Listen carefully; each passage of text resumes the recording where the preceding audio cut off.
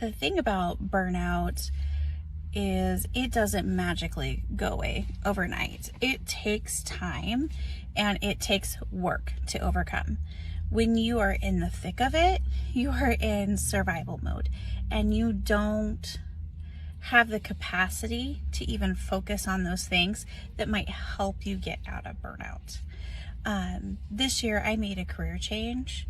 I'm still in education, but I took a step back from special education and returned to the gen ed classroom.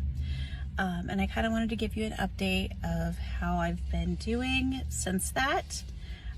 What are some pros and what are some maybe cons to that? So what I'm finding in this new role is, my burnout doesn't magically go away, but I found this change of teaching space, this change of position has been refreshing. And for the first time in several years, I'm actually feeling passion about what I'm doing. I'm not dreading getting up and going to work every morning. So that is wonderful. My position before, I loved a lot of things of it. Number one, the kids. The kids were so great. And I got to do a lot of different things throughout my day.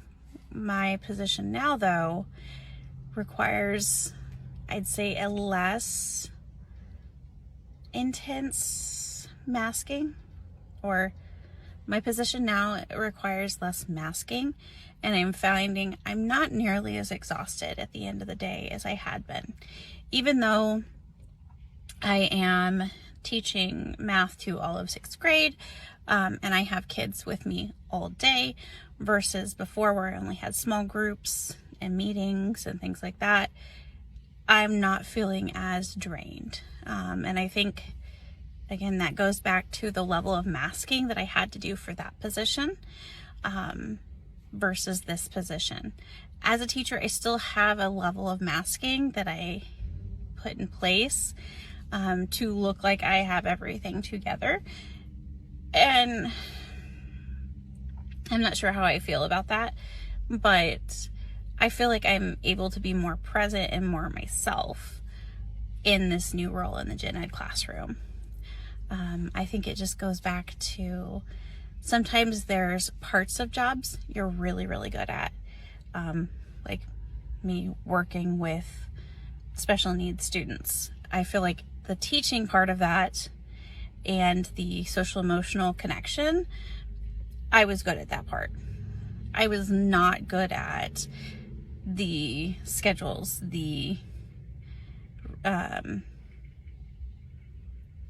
paperwork, the constant meetings. That was very draining for me, and that required a level of masking that I was not a fan of, or just took it out of me.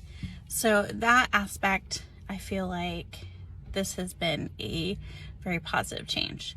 Now, on the flip side, I do find myself already, or like 3.5 weeks into the school year, I find myself being sucked into some of those bad habits from before that led to burnout.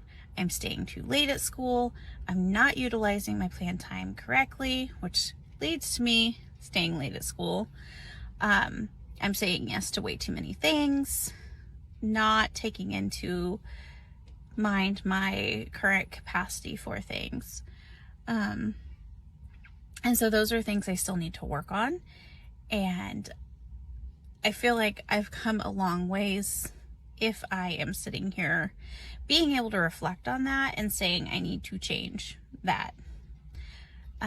So that's a plus. I'm curious to see how this carries throughout the school year, and what other changes and reflections I can come to. But I'm hoping that this continues to be a really good year for me. I'm really enjoying it, and I feel like I'm doing more of the part of teaching that I enjoy, which is actually being with the kids and actually teaching. So I'm hoping this was a good move.